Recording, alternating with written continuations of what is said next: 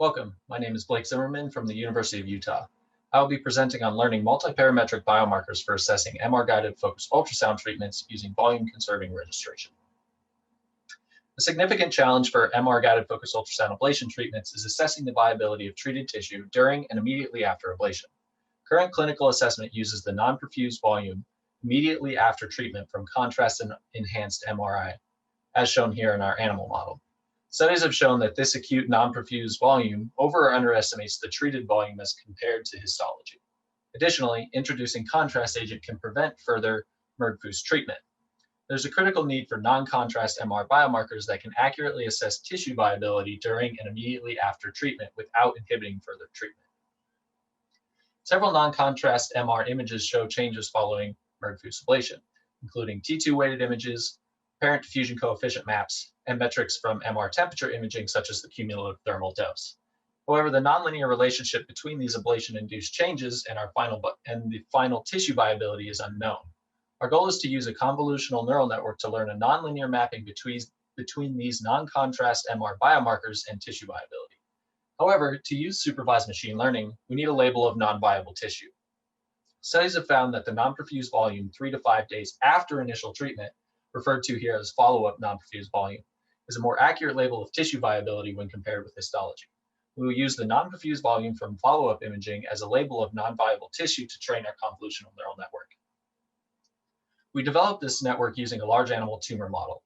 A VX2 cell suspension was injected intramuscularly into the quadricep of 8 New Zealand white rabbits. Using the setup outlined here, ablation was performed on the tumor and surrounding muscle tissue inside of a 3T MRI scanner. After the ablation procedure, the animal was recovered. This table outlines the MR images that were acquired throughout treatment.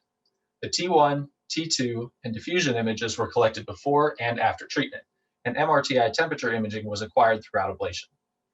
After 3 to 5 days, the animal was re-imaged to obtain the follow-up non-perfused volume label for training the network.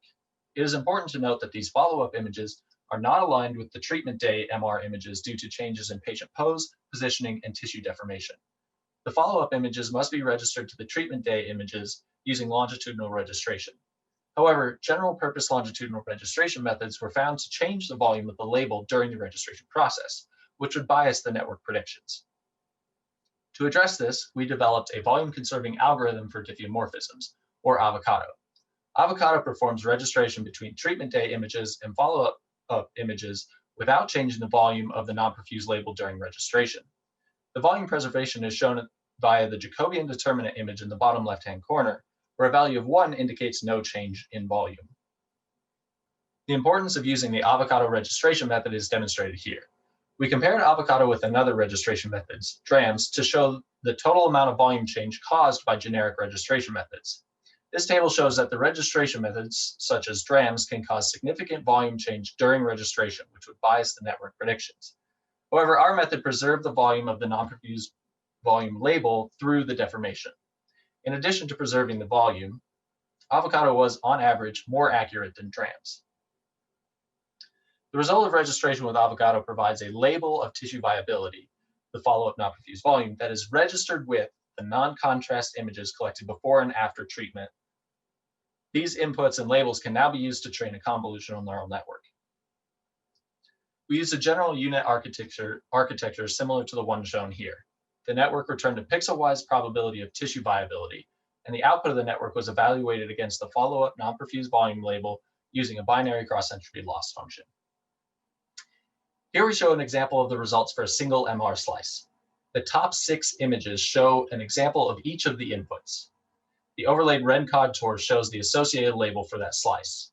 The bottom image compares the conventional acute non-perfused volume in green to the convolutional neural network prediction in blue, and the actual ablated region from the registered follow-up non-perfused volume label in red. The results of the network show that non-contrast multiparametric MR images acquired during and after treatment can be more reliable for assessing MRgFUS treated tissue than current acute non-perfused volume biomarkers. Additionally, assessment without contrast would allow for continuing treatment if additional viable target tissue is still detected. Thank you for listening.